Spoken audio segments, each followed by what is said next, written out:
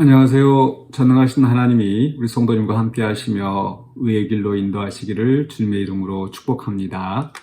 오늘 우리가 함께 나눌 하나님의 말씀은 요엘서 1장 1절로 12절입니다. 제가 봉독하겠습니다. 부두엘의 아들 요엘에게 임한 여호와의 말씀이라. 늙은 자들아 너희는 이것을 들을지어다. 땅의 모든 주민들아 너희는 귀를 기울일지어다. 너희의 날에나 너희 조상들의 날에 이런 일이 있었느냐?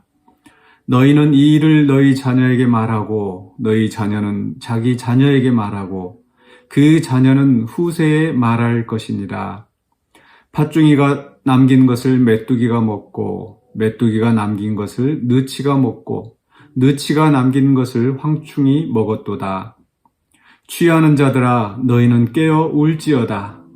포도주를 마시는 자들아 너희는 울지어다. 이는 단 포도주가 너희 입에서 끊어졌음이니 다른 한 민족이 내 땅에 올라왔음이로다. 그들은 강하고 수가 많으며 그 이빨은 사자의 이빨 같고 그 어금니는 암사자의 어금니 같도다. 그들이 내 포도나무를 멸하며 내 무화과 나무를 긁어 맑게 벗겨서 버리니 그 모든 가지가 하얗게 되었도다.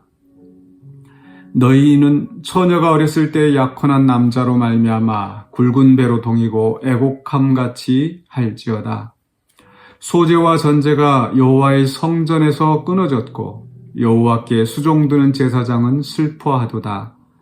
밭이 황무하고 토지가 마르니 곡식이 떨어지며 새 포도주가 말랐고 기름이 다하였도다. 농부들아 너희는 부끄러워할지어다. 포도원을 가꾸는 자들아 곡할지어다. 이는 밀과 보리 때문이라. 밭의 소산이 다 없어졌음이로다. 포도나무가 시들었고 무화과 나무가 말랐으며 석류나무와 대추나무와 사과나무와 밭의 모든 나무가 다 시들었으니 이러므로 사람의 즐거움이 말랐도다. 아멘. 네, 오늘 말씀의 제목은 애곡으로의 부름입니다. 요엘서 말씀을 시작하려고 하는데요. 이 선지서의 말씀은 참 이해하기가 쉽지 않은 것 같습니다. 또 많은 상징들이 들어있고 또 그 시대적인 배경을 알아야 하고요. 또 많은 또 환상과 또 그런 말씀들이 좀 이해하기 좀 쉽지 않은 말씀들이 들어 있습니다. 또 어려운 것은 보통 이 선지자의 말씀들이 바로 이스라엘의 멸망 또 환란 이런 것들을 경고하고 또 책망하는 말씀들이 많이 있기 때문에 참 읽으면서도 불편한 그런 때가 많이 있는 것 같습니다. 그러나 또 이 하나님의 말씀이 우리에게 주시는 귀한 교훈을 함께 찾아가 보고자 합니다. 무엇보다도 오늘 말씀 속에서 이 울라, 슬퍼하라, 또 부끄러워하라 이런 말씀이 참 많이 나옵니다. 그래서 제가 제목을 애곡으로의 부름이라고 했는데 바로 애곡하라, 슬피 울라고 이야기하죠. 처음 시작부터 이제 늙은 자들아 이것을 들을지어다 또 귀를 기울일지어다 라고 하면서 아주 큰 그 탄식으로 시작합니다. 너희의 날에나 너희 조상들의 날에 이런 일이 있었느냐. 여기서 말하는 이런 일이라고 하는 것은 그 이후로 펼쳐지는 4절 이하에서 펼쳐지는 그 엄청난 재난들입니다.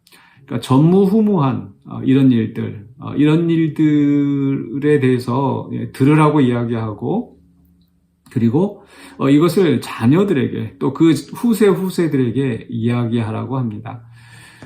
왜 이렇게 힘들고 어려운 재난에 대한 이야기를 또 들어야 하고 또 그것을 자녀들에게 이야기하는지 바로 우리는 어떤 그 문제가 생겼을 때 그 문제를 회피하거나 또는 또 근거 없는 막연한 그 낙천주의 어떤 그런 생각으로 덮고 넘어갈 때가 많이 있는 것 같습니다. 뭐 다 괜찮아질 거야.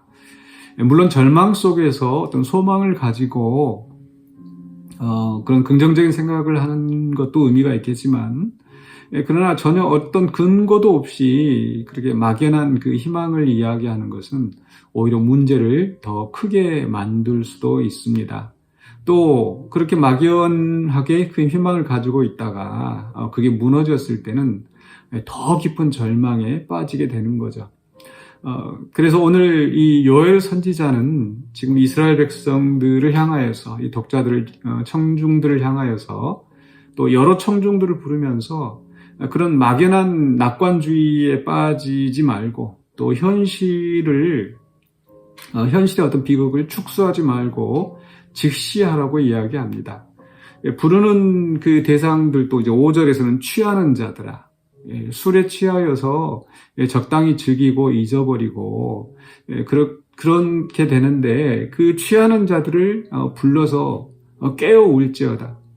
지금 술 취해서 그렇게 정신없이 있을 때가 아니다. 깨어라, 정신 차려라, 근신하라, 그리고 울어라 라고 이야기하죠. 바로 그들이 즐겨 마시는 그 포도주가 다 떨어졌다. 더 이상 그들은 이제 잔치할 수가 없습니다. 먹고 마시고 즐길 그런 때가 아니라는 거죠. 그러면서 그 비극적인 상황을 4절에서는 팥중이가 남긴 것을 메뚜기가 먹고 메뚜기가 남긴 것을 너치가 먹었다. 지금 아마 그 이스라엘에 있었던 아마 큰 그 메뚜기 재앙, 그 메뚜기 떼들이 와서 다 이 모든 것들을 곡식들을 갉아 먹어버린 그 상황을 이야기하는 것 같습니다. 또 6절에서도 다른 한 민족이 내 땅에 올라왔다. 강하고 수가 많으며 이빨은 사자 이빨 같고 바로 이 그 메뚜기들이 다 갉아먹으린 이 상황을 이렇게 비유적으로 설명하고 있습니다. 물론 이제 다른 성경 해석가들은 바로 이방 민족들이 그 메뚜기 떼처럼 우리 표현을 하면 벌떼처럼 몰려와서 그 이스라엘 민족을 약탈하고 또 다 멸망시켜버린 초토화시킨 그 상황을 이야기하는 것이라고 하기도 합니다. 어쨌거나 그 취하는 자들아, 그 술에 취해서 그냥 즐기고 마시고 노는 자들을 향해서 깨워울라고 이야기하고 또 8절에서 처녀가 어렸을 때 약혼한 남자로 말미암아. 처녀가 남자랑 약혼하면은 이렇게 그 기대를 가지고 또 즐거워하고 잔치를 벌이고 해야 되는데 그 남자가 죽은 겁니다. 그래서 남자를 잃고 애곡하는 것처럼 또 그렇게 울라고 하죠. 10절에 밭이 황무하고 토지가 말랐다. 그러니까 메뚜기 떼가 다 먹어버릴 뿐만 아니라 큰 가뭄이 들어서 다 그 밭이 그 가뭄이 들어 황폐하게 된 이런 상황들. 11절에서는 농물을 부릅니다. 앞에서 늙은 자들아, 또 땅의 주민들아, 또 술 취한 자들아, 라고 계속 부르면서 이제 농부들아. 지금 이 농부들은 사실 이제 곡식들을 가꾸고 또 포도나무, 무화과 나무를 가꾸고 이제 열매를 기대하면서 기쁨에 차 있어야 할 텐데 그런 모든 열매들이, 나무들이 다 지금 메뚜기 재앙으로, 가뭄으로 다 타버리고 말라버리고, 그러니까 농부들이 지금 이제 슬퍼할 수밖에 없는 이런 상황인 거죠. 그래서 그런 농부들을 향해서 슬피 울라, 애곡하라, 또 심지어는 부끄러워하라 라고 이야기를 합니다. 그래서 이런 재난으로 말미암아서 결국 모든 사람이 울고 또 슬퍼하면서 또 부끄러워하면서 또 더 이상 즐거워할 수 없는 이런 현실이 되었습니다. 요엘은 하나님의 선지자이고 그래서 이런 재난 속에서 또 사람들을 더 격려하고 또 더 선한 일을 위해서 기도하고 이렇게 할 수도 있었겠죠. 그러나 그게 지금 하나님이 원하시는 게 아니죠. 1절 시작하면서 요엘에게 임한 여호와의 말씀이라. 즉 이렇게 슬피 울라고 하는 애곡으로의 부름이 바로 하나님의 뜻이었습니다. 왜 하나님께서는 이렇게 슬퍼하라, 애곡하라, 이 현실을 직시하라 이렇게 말씀하시겠습니까? 바로 그들이 잘못을 깨닫고 바로 돌아서게 하시도록 하나님께서 부르시는 것입니다. 마치 세례 요한이 와서 사람들을 향하여서 회개하라, 천국이 가까웠느니라. 즉 하나님의 나라를 맞이하기 위해서 회개하라고 외쳤던 것처럼 이제 새로운 시대, 새로운 구원의 역사, 하나님의 나라가 임하시기 전에 먼저 회개하고 하나님 앞에 돌아서기를 간구하는 거죠. 여기에서 우리가 이 문제를 그저 막연히 낙관적으로 바라보거나 또는 회피하지 않고 현실을 직시하면서 슬퍼해야 할 이유가 있는 겁니다. 하나님은 지금 이들을 그저 면박 주기 위해서 또 조롱하기 위해서 또 망하게 하시려고 지금 이렇게 우으려고 하시는 게 아닙니다.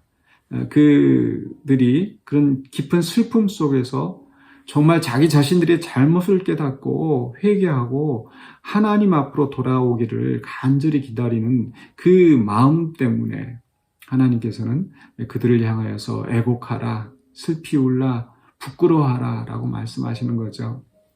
그래서 오늘 말씀을 생각하시면서 우리는 우리의 어떤 그 문제에 대해서 회피하거나 또 외면하지 말고 또 막연한 낙관주의로 그저 넘기지 말고 그 문제에 직시하고 또 우리 자신의 잘못된 것을 돌아보며 또 애곡하는 자가 되기를 원합니다. 즉 회개하는 자가 되기를 원합니다.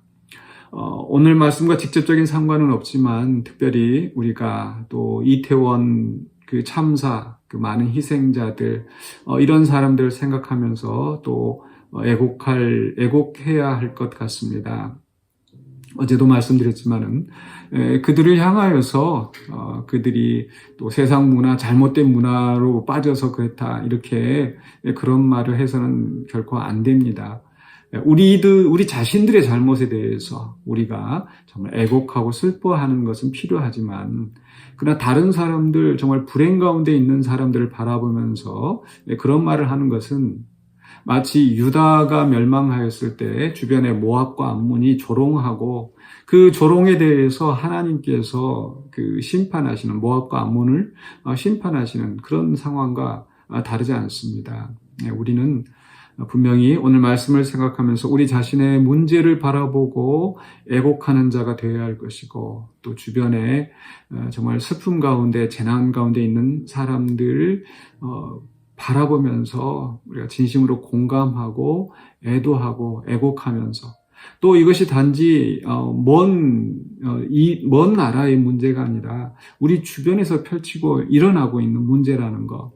즉 우리가 이런 문제를 애곡하면서 또 현실을 직시하면서 또 정말 우리 이 사회의 체제의 시스템에 문제가 있지 않는가, 또 문제가 있다면은 그저 감정적으로 접근하는 것이 아니라 정말 잘못된 것을 바로잡고 또 다시는 이런 사고가 일어나지 않도록 그런 사회의 어떤 그 작용이 일어나야 되지 않겠습니까? 그래서 그런 일들을 위해서도 우리가 또 정말 진심으로 애곡하고 또 현실을 직시할 필요가 있습니다.